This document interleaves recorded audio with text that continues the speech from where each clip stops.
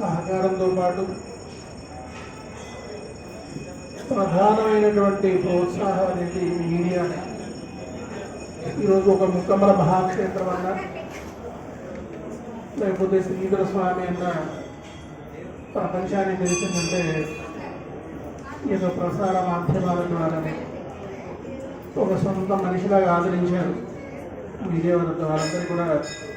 ఈ 16వ సంవత్సరంలో సకల శుభాలు కలగాలని చెప్పేసి ఆశీర్వదిస్తూ ఎక్కువ సమయం నేను చెప్పదలుచుకోలేదు. ఎందుకంటే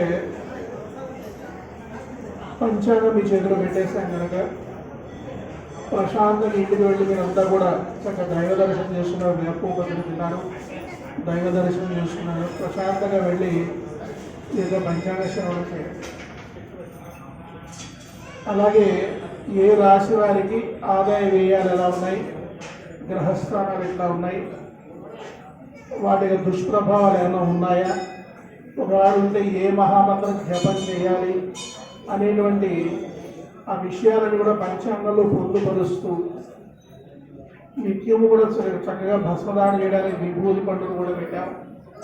అదేవిధంగా జపం చేసుకోవడానికి జపమాల కూడా మీకు ఆ యొక్క పంచాంగంతో పాటుగానే మీ అందరికీ కూడా అందుబాటులో ఉండడం జరిగింది. ఇక పరాభవనామ సంవత్సరం అనగానే పేరును బట్టి అందరం భయపడుతున్నాం. ఎందుకంటే పేరులో ఏముందులే అంటూ ఉంటారు, కానీ పేరును బట్టి కూడా ప్రభావాలు అనేటువంటివి ప్రధానంగా మనం చూస్తూనే ఉంటాం. ఎందుకంటే ఈ యొక్క పరాభవనామ సంవత్సరం సాధారణంగా ఈ సంవత్సరమే కాదు, ఈ ప్రతి సంవత్సరం కూడా శుభాశుభ మిశ్రమ ఫలితాలు అనేటువంటి ఉంటాయి. ఆదిత్యాయ సోమాయ మంగళాయ బుధాయ గురు శుక్ర శని రాహవే కేతవే నమః. ఈ యొక్క గ్రహాలు ఉండేటువంటి స్థానాన్ని బట్టి ఆ సంవత్సర ఫలం అనేటువంటిది ఉంటుంది. అయితే ఆ ప్రకారంగా మనం తీసుకున్నప్పుడు ఈ యొక్క పరాభవనామ సంవత్సర ప్రభావం అనేది మనకు అప్పుడే కనబడుతుంది. ఎందుకంటే సంవత్సర సంధి ప్రతిరోజు కూడా త్రిసంధ్యలు ఏ విధంగా అయితే ఉంటాయో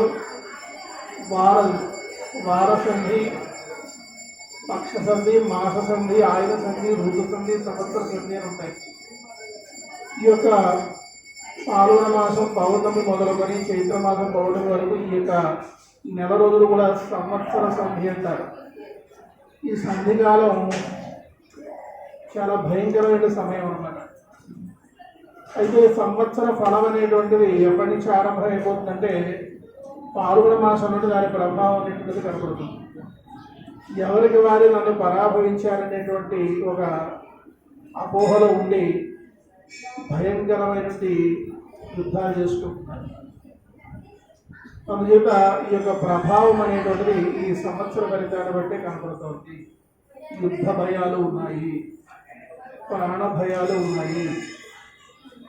ఈ భయంకరమైనటువంటి ఈ యొక్క వెపన్స్ వాడడం వల్ల వాతావరణం కాలుష్యమైపోయి భయంకరమైన వ్యాధి భయాలు కూడా సూచిస్తున్నాయి. దీనివల్ల ఏర్పడిన కరువు కాటకాల వల్ల చోర భయాలు కూడా కనపడుతున్నాయి. ప్రపంచ దేశాల మధ్య ఒక దేశానికి మధ్య సఖ్యత అనేటువంటిది బహు తక్కువగా ఉండేటువంటి సమయాన్ని చెప్పవచ్చు.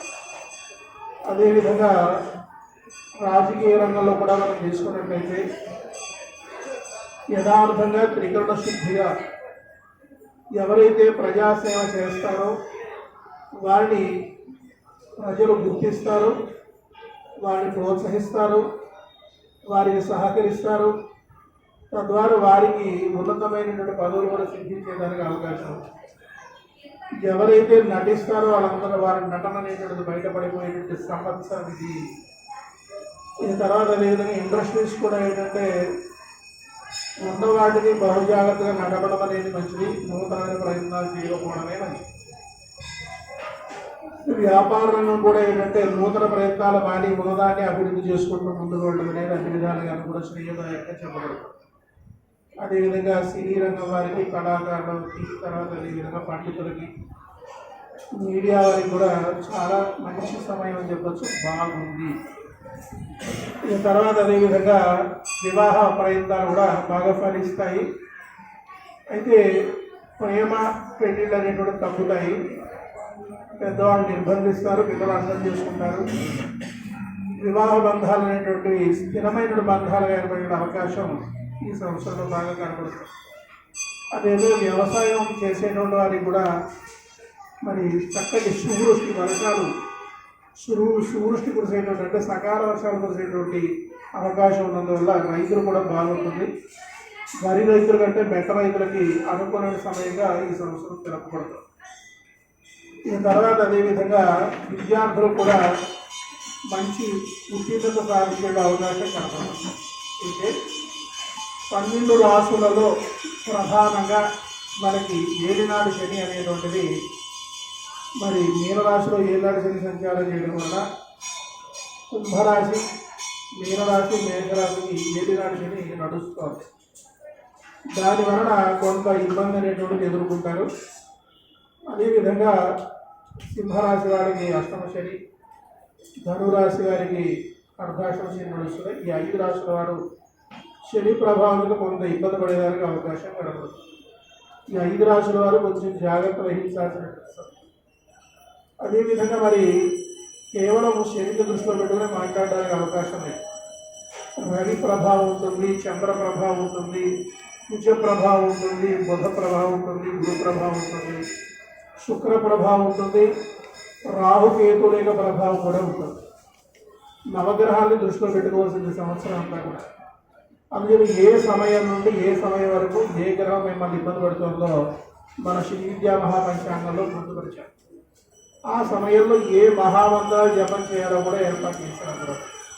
ఇంకా మంత్రాలన్నీ కూడా ఎవరికి వారే గురువు దగ్గర ఉపదేశం తీసుకోవడం లేకుండానే ఆ మహామంత్రాలు నేరుగా ఆ పుస్తకంలో చూసి జపం చేసుకోవచ్చు. ఇందులో ఏ మాత్రం సంశయం లేదు.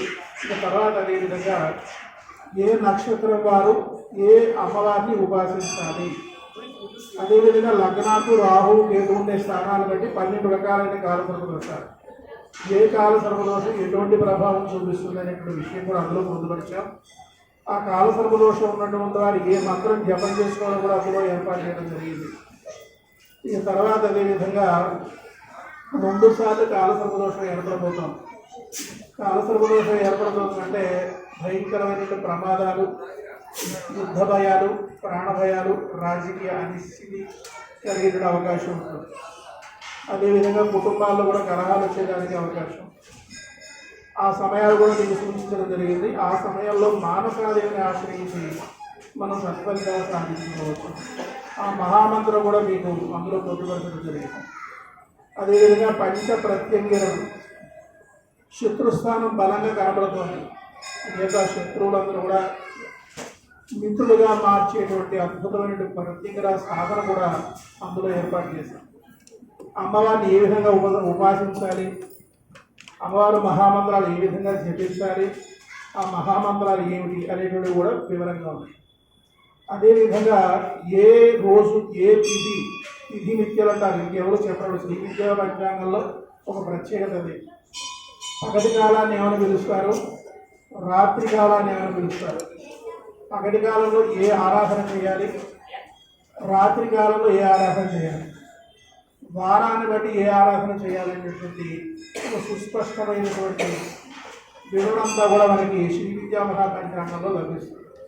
ఈ శ్రీ విద్యా మహాపంచాంగం కేవలం ఒక ముక్కమ్మ మహాక్షేత్రంలోనూ భాగ్యనగరంలో మాత్రమే ఈ 2 పీఠాల్లోనే మనకు లభిస్తాయి. అదేవిధంగా శ్రీధరస్వామి.com వెబ్సైట్లో కూడా మీరు ఆన్లైన్ పంచాంగం స్వీకరించవచ్చు. అందుచేత ఈ పంచాంగం దోషాలను చెప్పడమే కాదు, ఆ దోషాల నుండి అతి సులభంగా రూపాయి కూడా ఖర్చు లేకుండా మనమే స్వయంగా ఆ మహామంత్రం జపం చేసుకుని శుభ ఫలితాలు సాధించేటువంటి అద్భుతమైన రీతిలో ఈ పంచాంగాన్ని రూపకల్పన చేయడం జరిగింది.